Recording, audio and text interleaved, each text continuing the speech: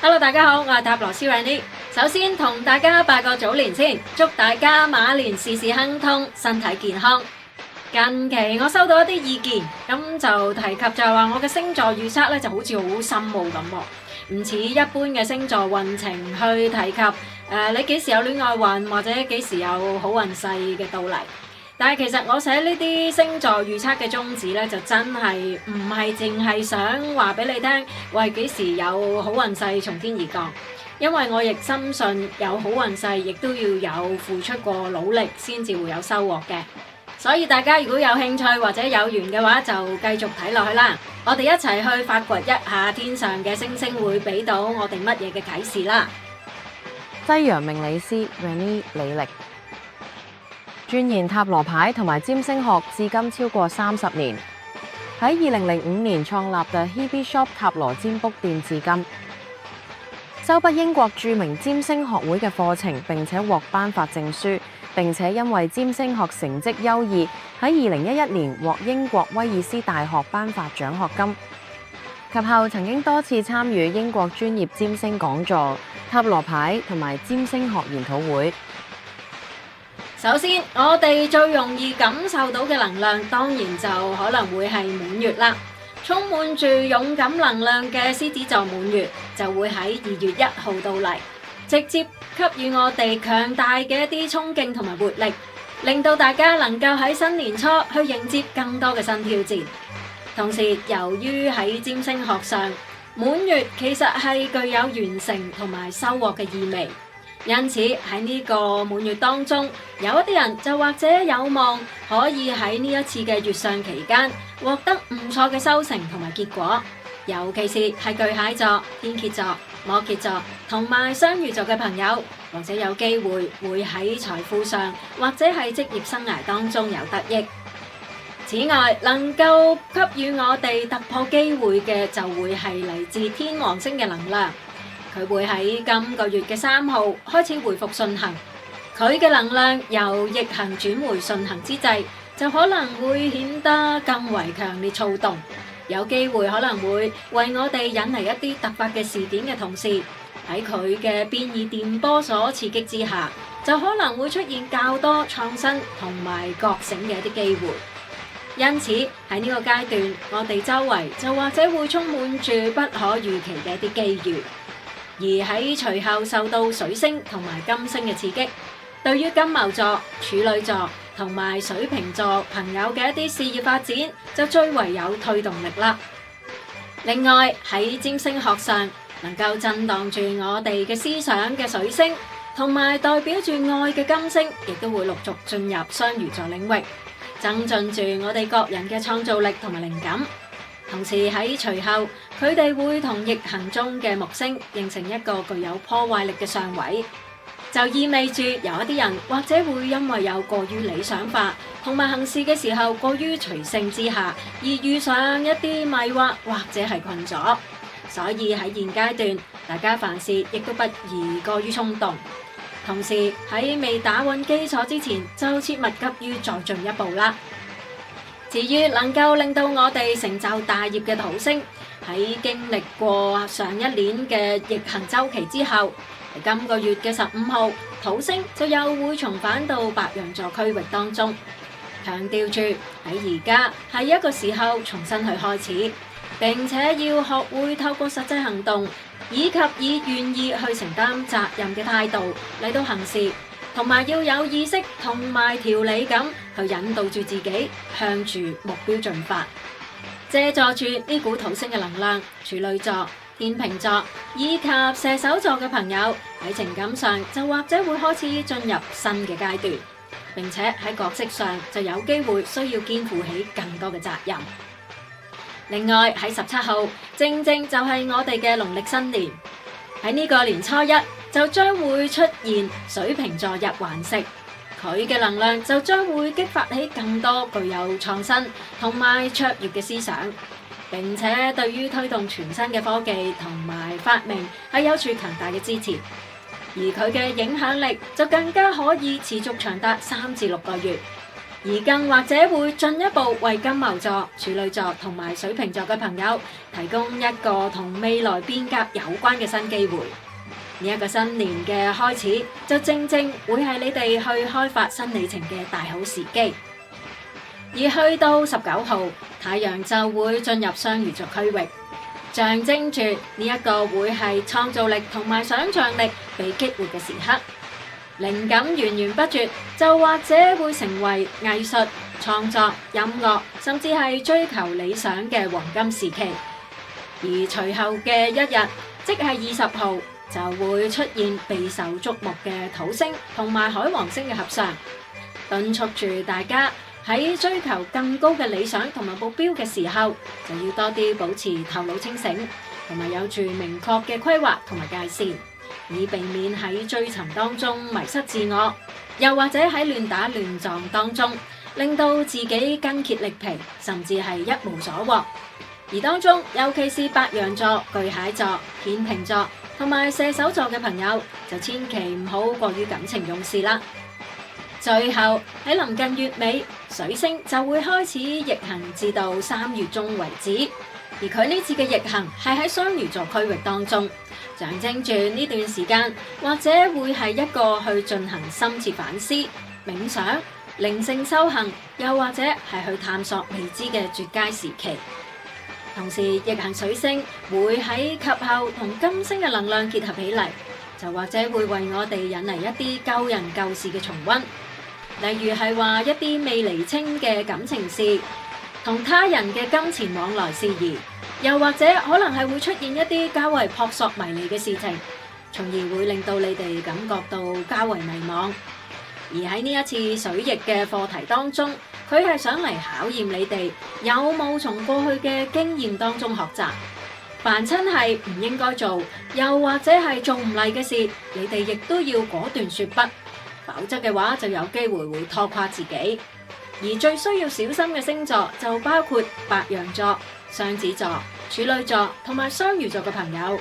喺呢個時候行事就切忌貪一時之快，因為小人就可能正係對住你虎視眈眈噶啦，等待住你跌入糖衣嘅陷阱。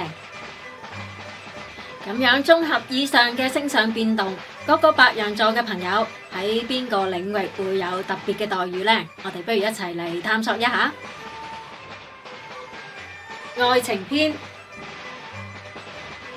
首先喺呢個2月1號，充滿住陽光氣息嘅獅子座滿月，就已經急不及待咁嚟到你哋掌管浪漫、子女、創造力同埋嗜好有關嘅第5宮，可能就會為你哋帶嚟強烈嘅情緒、浪漫又激情嘅一啲戀愛火花，同埋可能更加會令到你哋創作靈感爆棚添。而受惠喺呢一股喜悅嘅能量當中，一啲已經有伴侶嘅白羊座朋友就可能會喺關係裏面就燃起更多嘅愛火花。你哋或者可以試一試以唔同嘅形式嚟到慶祝佳節，又或者係多做戶外嘅活動嚟到令到關係變得更為甜蜜。如果你哋已經有子女嘅話，咁樣親子活動就可能會有機會被激活，同時亦都代表住你哋可能需要額外對子女有住更多嘅關注，同時有唔同嘅消費出現添。而另外值得注意嘅就係受到水星進入雙魚座嘅帶動，並且係剛剛好觸動到同靈性、潛意識同埋隱密領域有關嘅第12宮，就代表住有一啲舊事或者係秘密會有機會被翻開，而同時更加有機會會俾你嘅高度敏感觸覺所發現，從而影響到你哋嘅心情。而喺呢個時候，土星亦都剛好會喺月中左右嚟到你哋嘅命宮，提示住你哋若然想能夠得到真正嘅安全感，你哋就真係需要去透過唔同嘅經歷同埋責任嚟到重新定義一下自我嘅價值，並且要學會遠離嗰一啲消耗你能量嘅人同事，同時對每一件事亦都要有住清晰嘅界線，咁樣先能夠令到你哋得到他人嘅尊重同埋愛護㗎。至於仍然係單身嘅白羊座朋友，戀愛運就可能有如魔幻般奇情啦。而由於受到超級新月嘅推動，你哋喺未來嘅大半年間，就或者有機會會出席唔同嘅社交活動，並且有一啲人更加可能會遇見命運安排嘅一啲緣分，劇情甚至可能會遠超你想象添。而喺今個月，大家就要避免好衝動咁去尋覓愛情，因為水星就即將會嚟到激活起你哋掌管秘密同埋潛在危機嘅第12宮，並且會同逆行中嘅木星有住不良嘅相位，咁就係嚟提示住你哋近期可能喺人群當中就有機會有隱藏嘅敵人，尤其是喺現今嘅世代，有住太多嘅騙局，就真係可謂人心難測，所以大家就要多警覺陌生人嘅一啲靠近。建議住你哋千祈就唔好急於去投放感情，優先選擇同懂得尊重你嘅人來往，甚至要多啲專注喺嗰啲能夠促進你成長嘅關係，而並非只係受到情緒或者係他人嘅影響而去建立曖昧嘅情感。同時，你哋就要多小心喺月尾嘅時分，因為有一啲好識睇人心嘅人就有機會向你進行積極嘅追求，從而氹你匆匆咁跌進愛海裏面。因此，你哋就可能要多啲窺探一下對方嘅動機啦。好啦，又嚟到每月塔羅占卜愛情篇。熒幕當中有3張塔羅牌，大家不妨以你哋嘅直覺去揀一張啦。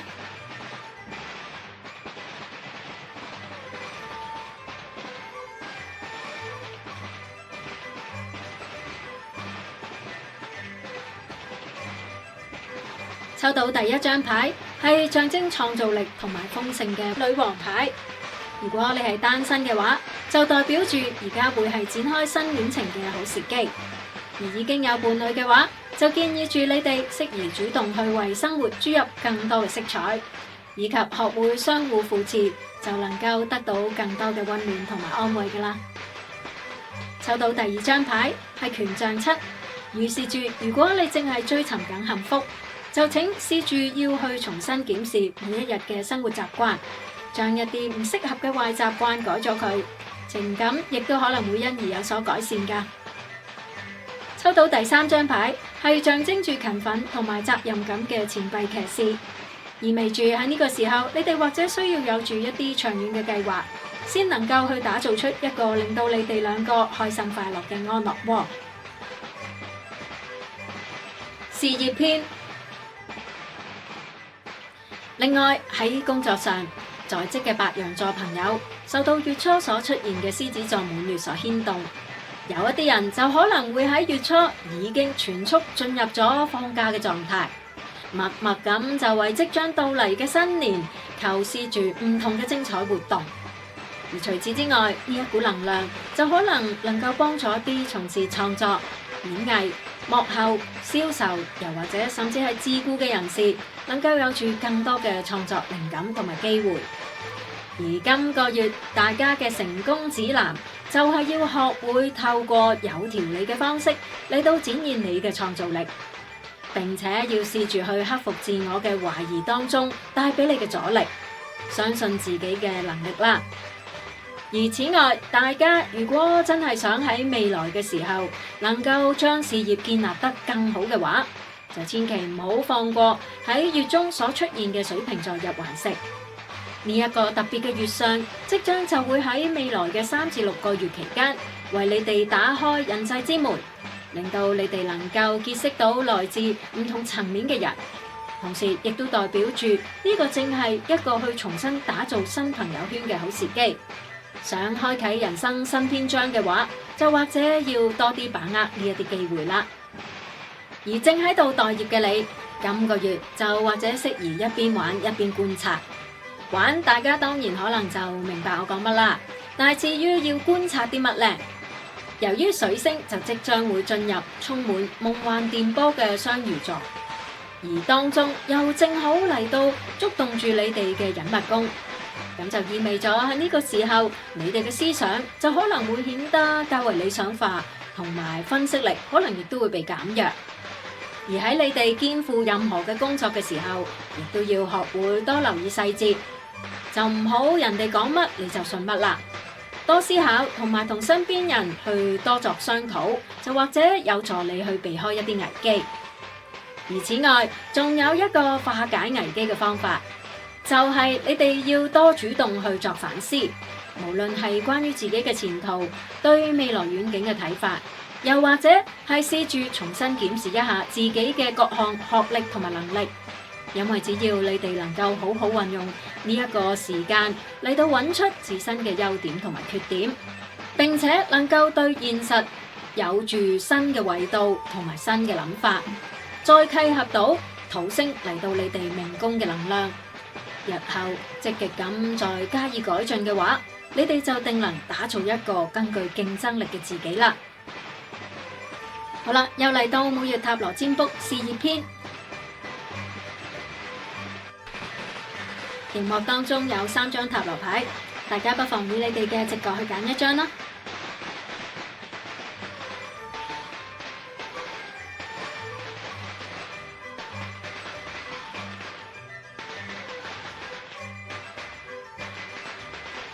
抽到第一張係具有強大正能量嘅太陽牌，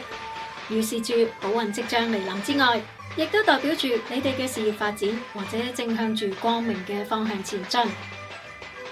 抽到第2張牌係權杖侍者，提示住你哋要多把握時間去多作新嘅探索，因為只有不斷嘅進步，先能夠令到你哋喺事業上有足夠嘅競爭力去爭取更好嘅成績。抽到第3張牌係逆位嘅錢幣4，提示住你哋若然行事過於保守或者係不變嘅話，就可能會浪費咗可發展嘅機會。所以建議住你哋要多作新嘗試，新嘅機會可能已喺不遠處㗎喇。